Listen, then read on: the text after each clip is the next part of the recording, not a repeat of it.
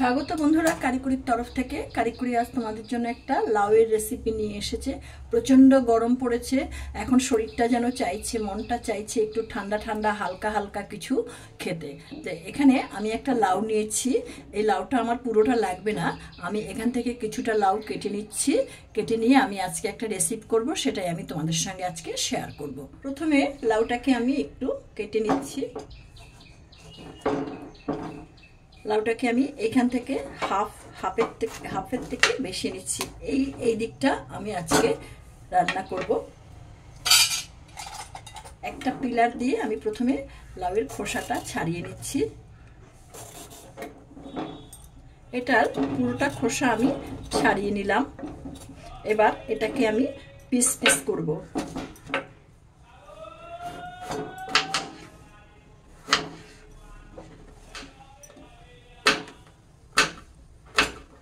পুরো লাউটাকে আমি এইভাবে কেটে নিয়েছি। লাউটাকে আমি এইভাবে কেটে ধুয়ে নিয়েছি।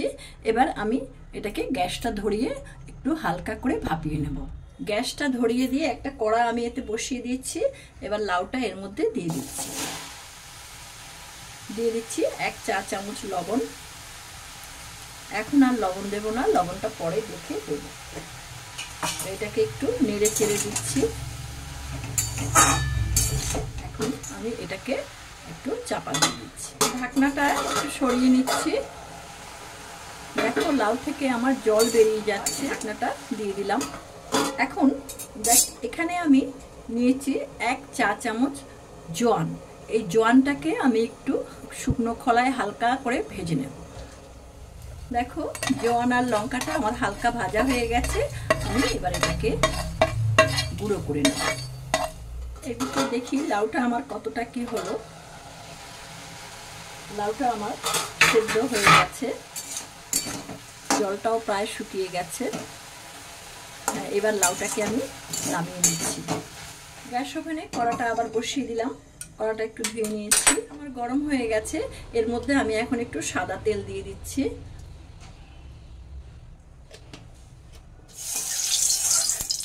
তেলটা গরম হয়ে গেছে, এর মধ্যে আমি 10টা বড়ি একটু ভেজে নিচ্ছি।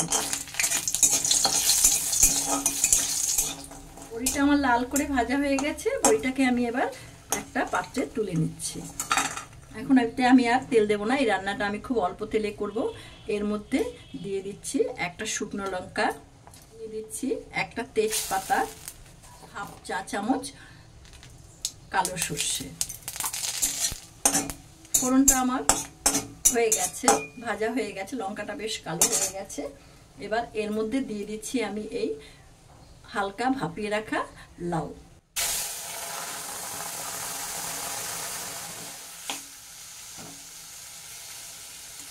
লাউ রাখা বাটিটা ধুয়ে একটু জল আমি এর মধ্যে দিয়ে দিলাম। দিয়ে দিচ্ছি 1/2 চা চামচ হলুদ। ইচ্ছে করলে তোমরা হলুদ নাও দিতে পারো। এবার এই অবস্থায় এটাকে আমি আরো 2 থেকে 3 মিনিট একটু নরম করব। 2 মিনিট হয়ে গেছে, লাউটাও খুব সুন্দর নরম হয়ে গেছে। এর মধ্যে আমি দিয়ে দিচ্ছি 1 চা চামচ আদা বাটা।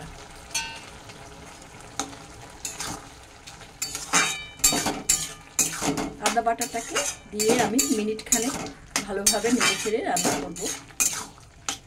1 মিনিট হয়ে গেছে, আদার গন্ধটাও চলে গেছে, কাঁচা আদার গন্ধটা চলে গেছে। এখন এর মধ্যে আমি অল্প একটু মিষ্টি দেব। যেহেতু নিরামিষ, একটু মিষ্টি না দিলে ভালো লাগবে না। এতে আমি 1/2 চা চামচ চিনি দিয়ে দিলাম। তোমরা তোমাদের পছন্দ মতো চিনিটা দেবে। এবার দিয়ে দিচ্ছি ভেজে রাখা বড়িগুলো। বড়িগুলো দিয়ে একটু নাড়াচাড়া করে দিচ্ছি মিনিট খানেক। এটা নামিয়ে নেওয়ার আগে আমি যেই জোয়ান এবং শুকনো লঙ্কা একটু গুঁড়ো করে নিয়েছি শিলে, সেটা এর উপরে ছড়িয়ে দিচ্ছি। এটা তোমরা করে খেয়েও ভীষণ সুন্দর একটা গন্ধ আসে। এবং এটা জোয়ানটা যে পেটের পক্ষে কতটা ভালো সেটা তো আমরা সবাই জানি।